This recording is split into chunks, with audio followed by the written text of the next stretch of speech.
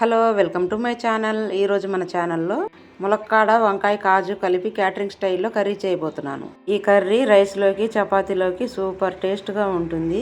ఇంత టేస్టీ కర్రీని సింపుల్గా చెప్పేస్తాను, మరి చూసి ఇంట్లో కూడా చేసేసుకోండి. వీడియో మొత్తం స్కిప్ చేయకుండా చూడండి. ములక్కాయల్ని 50% ఉడకపెట్టుకోవాలి. ముందుగా ప్యాన్లో కొంచెం ఆయిల్ వేసుకోవాలి. ఇందులోకి జీడిపప్పు వేసుకోవాలి. జీడిపప్పు బాగా ఫ్రై అయింది. ఇప్పుడు పక్కన తీసి పెట్టుకోవాలి. ఇప్పుడు ఇదే ఆయిల్లోకి 1 స్పూన్ ధనియాలు, పచ్చి కొబ్బరి అయినా ఎండు కొబ్బరి అయినా వేసుకోండి. ఒక 4-5 ముక్కలు, ఒక 3-4 కాజు. ఇందులోనే పుట్నాల పప్పు 1 స్పూన్ వేసుకో, 1 స్పూన్ నువ్వులు వేసుకొని బాగా ఫ్రై చేసుకోవాలి. ఇందులోనే సన్నగా కట్ చేసుకున్న ఒక ఆనియన్ మొత్తం బాగా ఫ్రై చేసుకోవాలి.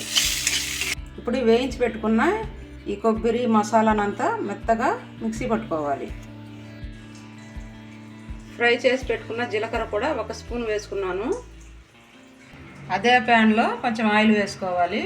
కొంచెం ఎక్కువగానే పడుతుంది. క్యాటరింగ్ స్టైల్ వంటకం అంటే ఆయిల్ ఎక్కువగానే ఉంటుంది, కానీ నేను ఆయిల్ కొంచెం తక్కువగానే వేసుకున్నాను. మీరు కావాలంటే ఆయిల్ ఎక్కువగా వేసుకోండి, కానీ మనం ఇంట్లో వాడతాం కాబట్టి ఆయిల్ తక్కువగా వేసుకోవడమే హెల్త్కి చాలా మంచిది. ముందుగా చెక్క లవంగాలు వేసుకోవాలి. పెద్ద సైజ్ ఆనియన్ సన్నని ముక్కలుగా కోసుకోవాలి. కరివేపాకు కొన్ని, తాజా అల్లం వెల్లుల్లి పేస్ట్ 1 స్పూన్ వేసుకోవాలి. ఇదంతా బాగా ఫ్రై చేసుకోవాలి. అల్లం వెల్లుల్లి పేస్ట్ బాగా ఫ్రై చేసుకోవాలి. కట్ చేసి పెట్టుకున్న 2 పచ్చిమిర్చి వేసుకోండి. ఇందులోకి ఇప్పుడు వంకాయ ముక్కలు వేసుకుంటున్నాను. ఈ వంకాయ ముక్కలు కూడా బాగా ఫ్రై అవ్వాలి. సన్నగా కోసుకున్న 3 టమాటాలు వేసుకుంటున్నాను. నాటు టమాటాలు ఉంటే చాలా బాగుంటుంది టేస్ట్గా.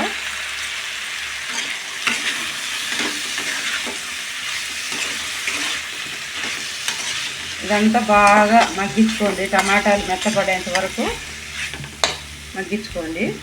టేస్ట్కి తగినంత సాల్ట్, పసుపు పొడి, మిరప్పొడి. నేను మిరప్పొడి 1/2 స్పూన్ కొంచెం ఎక్కువ వేసుకుంటున్నాను. మీరు 1 స్పూన్ అయినా వేసుకోండి. టమాటా అంతా బాగా మగ్గిపోయింది. ఇప్పుడు మనము ఈ పేస్ట్, మసాలా పేస్ట్ అంతా వేసుకుందాం. ఆయిల్ పైకి తేలేంత వరకు ఈ మసాలా పేస్ట్ అంతా బాగా ఉడకాలి. దీంట్లో నీళ్ళేం వేసుకోవద్దు. ఇలాగే కొంచెం సేపు మూత పెట్టుకొని మగ్గించుకోవాలి. చూడండి, ఉడికిందని చూద్దాము. ఈ మసాలా పేస్ట్ అంతా ఇలా గీరుకుంటూ ఇలా అడుగు మాడిపోకుండా ఇలా ఫ్రై చేసుకోండి. ఇప్పుడు సరిపోయింది. ఇప్పుడు కొంచెం వాటర్ వేసుకుందాము.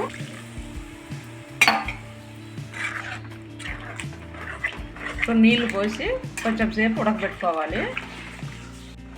ఇందులోకి ఇప్పుడు ఉడకబెట్టుకున్న మునక్కాయలు ఉంది కదండి, ఇది కూడా వేసేసుకుందాం. వేసేసుకొని బాగా కలుపుకోవాలి. గరం మసాలా 1 స్పూన్ వేసుకోవాలి. వేసుకొని మూత పెట్టి ఒక 5 నిమిషాలు ఉడకబెడితే సరిపోతుంది. చూడండి, ఉడికింది. ఇప్పుడు మనం ఫ్రై చేసి పెట్టుకున్న కాజు కూడా వేసేసుకున్నాము.